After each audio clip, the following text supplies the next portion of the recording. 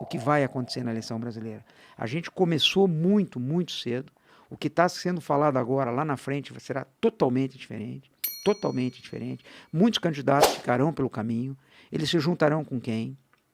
Certo? O que acontece com o governo federal? Que nem o Alexandre falou agora, se tiver a guerra, qual vai ser o efeito da guerra na eleição brasileira? Certo? Vai ter efeito principalmente econômico. Se tiver efeito econômico, é ruim para o presidente Bolsonaro. Não vai ter efeito econômico. O que vai acontecer? Ninguém sabe ainda. Então, eu acho que, assim, a gente tem a fotografia de um momento, mas eu acho que não começou.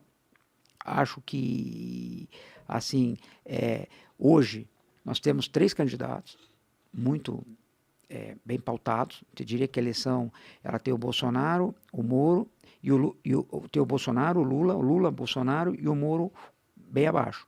Mas o Moro, assim, tem chance.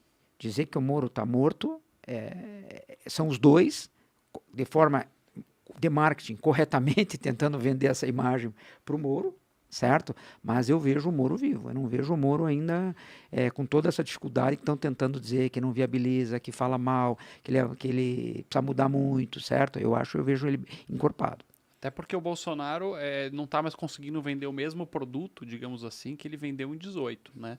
Eu imagino que o Bolsonaro 18 era o outsider, era o cara que vinha para chutar o pau da barraca da política, que ia angariar 3 grupos importantes no Brasil, que estavam alinhados naquele momento, né? Que é a galera do conservadorismo, que ele ainda tem, de certa forma, né? A igreja evangélica, os valores, os costumes. Agora saiu esse negócio aí do aborto na Colômbia, que teve gente da esquerda saindo em defesa do aborto até 6 meses, isso se queimaram bastante. Apagaram o tweet, A né? Manuela Dávila foi lá e apagou o tweet, que é pior ainda, que está registrado. Então ela foi pega realmente com a boca na botija. E aí ele tem essa galera do conservadorismo, depois ele tinha a galera do lavajatismo, né, que incorporava essa ideia de eu vou combater a corrupção, vamos fazer um governo limpo, que em parte ele até entregou, é um governo que tem poucos escândalos de corrupção, não teve grandes escândalos, mas chegou com uma certa telhado de vidro, por conta de problemas, especialmente com o filho dele, né, o senador.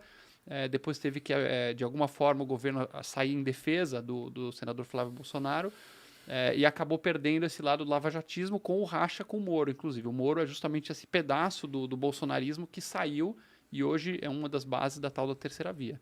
E o terceiro grupo é a turma da Faria Lima, que é a turma de vamos tirar o Estado do nosso cangote, né? O liberal, vamos desinchar esse Estado, vamos vender as estatais, vamos tirar regulamentações.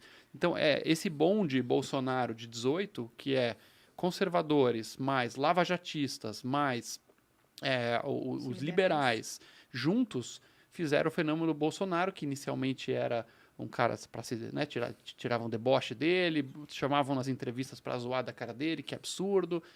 Teve aí influenciador famoso, né, o da Folha agora, o Reinaldo Azevedo, famosamente dizendo, perguntaram para ele qual a chance do Bolsonaro ganhar, e ele, on the record lá, 0, isso é ridículo, é abaixo do absurdo, nunca vai ganhar o Bolsonaro.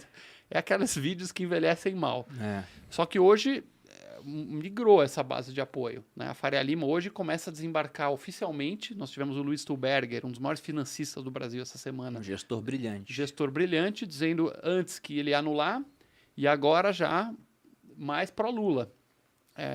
O Sérgio Moro nem precisa falar. E aí ele já é socialista na Austrália. Quando o cara fala isso, né? Já virou socialista. O sol tá nascendo lá. Já recebi as mídias, né? Já recebi mídias bolsonaristas lá dizendo que ele já é comunista, tá? Então, por outro lado, o Bolsonaro tem a máquina. Então migrou desses 3 bases de apoio ideológicos, identitários, para a máquina, que é você ser o incumbent, né? Você ser o presidente. Se ele não for reeleito, seria o primeiro caso, né, Murilo? O primeiro caso desde Fernando Henrique Cardoso. Todos os presidentes foram reeleitos. É o normal. Nunca aqui houve no um presidente Brasil, não reeleito. Porque você tem a máquina, você tem agora o Auxílio Brasil, você tem dinheiro inundando as pessoas. Verdade. Tem muito coisa para rolar e muita água nesse rio. E você falou dessa questão, né, do camarada falando, o Bolsonaro nunca vai ser eleito. E eu falei a mesma coisa, só que eu não tinha mídia social na época ainda. Que bom. Eu lembro que eu estava no quartel, mas foi antes de começar a corrida eleitoral. Eu estava no quartel, na Brigada Paraquedista, e o Bolsonaro ia muito na Brigada Paraquedista. Toda a cerimônia que tinha lá, ele estava lá, né? Era deputado federal pelo Rio de Janeiro na época. Sim. E em um certo momento, o Maicon, que era um tenente que trabalhava comigo, um amigaço, abraço pra ele aí, A gente tava no alojamento trocando de roupa pra começar a trabalhar. Ele falou, você viu que o Bolsonaro... Isso acho que era 2015, 2016 ainda. Ele falou, você viu que o Bolsonaro falou que vai ser candidato? Eu virei pra ele e falei, cara, ele não tem chance nenhuma. Ele é muito radical. Ele se posiciona muito num extremo. Esse cara não ganha. Quem ganha é o cara que caminha pro centro. E até por isso, outro dia, eu falei, né? Me perguntaram, você acredita na força do Moro? Eu sou meio cético com a força dele na eleição pelo seguinte quesito. Numa visão muito simplificada em linha da política, que não é a melhor visão, a gente sabe disso, né? Tem várias ideologias diferentes, mas você tem um cara que já tem o voto da esquerda, que é o Lula, ou quem o Lula indicar, né? Porque oficialmente ele não é candidato ainda. Na direita você tem um cara que tem o voto também, que é o Bolsonaro. E você tem o Moro, que seria uma opção vista como mais de centro. É lógico que o cara fala, eu sou liberal, não sei o quê... Tem umas diferenças ali de classificação se você perguntar para a própria pessoa, mas eu enxergo ele como mais de centro e muita gente eu sei que tem essa mesma visão, como uma opção do meio. E aí, para ganhar a eleição, se você já tem o voto das pontas, você começa a caminhar para o centro. Só que o cara do centro não tem para onde caminhar, ele acaba sendo meio espremido. Eu vejo, por exemplo, a sinalização do Lula querendo chamar o Alckmin, né? A gente pode até comentar sobre isso, se você acha que vai acontecer ou não, como essa tentativa de ir para o centro. Ele começa a falar, não, vou fazer um governo mais de centro. Aí o Bolsonaro, que tinha lá atrás, na outra eleição, vai ter a bandeira liberal, né? E se for olhar o governo Bolsonaro, até o Paulo Guedes, quando a gente gravou um Primocast com ele, ele falou, quis o destino que eu fosse ministro da Economia que mais aumentou o gasto público por conta da pandemia. Agora vai ter o Auxílio Brasil. Ironia. Então, ele perdeu essa bandeira do liberalismo. Ele também está caminhando mais para o centro. Eu lembro que na época que o Moro saiu do governo Bolsonaro, eu fiz um post no Instagram e aí automaticamente eu virei socialista para alguns, né? Porque não pode falar uma vírgula do Bolsonaro, falando que eu enxergava o governo com dois grandes bastiões, que era a luta contra a corrupção, que era representado pelo Moro, Lava Jato, e o Paulo Guedes, que era o bastião econômico do liberalismo. E aí naquele momento ele perdeu aquele bastião, digamos assim, moral.